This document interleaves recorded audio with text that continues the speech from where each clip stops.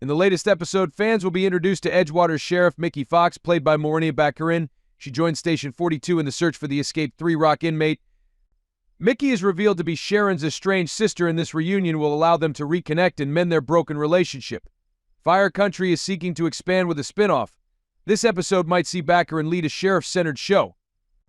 It is directed by series star, creator, and executive producer Max Thierry. Kara's Sabina Gadecki death will be a driving force for Fire Country for the remainder of Season 2. Her death leaves a void in several characters' lives, something that will inform their behavior and actions going forward. Everyone will certainly have a different reaction, with each valid, but that also presents issues with how they interact with themselves and others.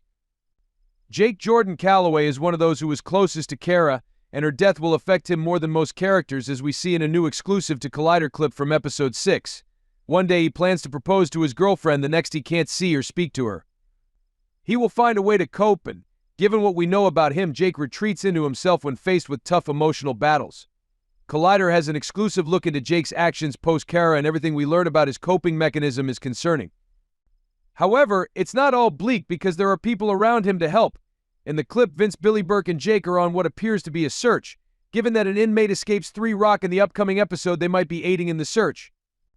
They converse, and we learn that Genevieve Alex West Leffler is currently not living with Jake, but with Vince and Sharon Diane Farr.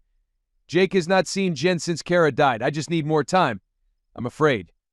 You know, if I see her, I'll break down. I don't want to make her feel worse. Jake explains to Vince, not realizing that he's talking to a man who has lost a child. Vince recognizes a coping mechanism because that's what he did when Riley died. Vince shares some words of wisdom with Jake, hopefully to get him to realize that retreating into his head is not the answer.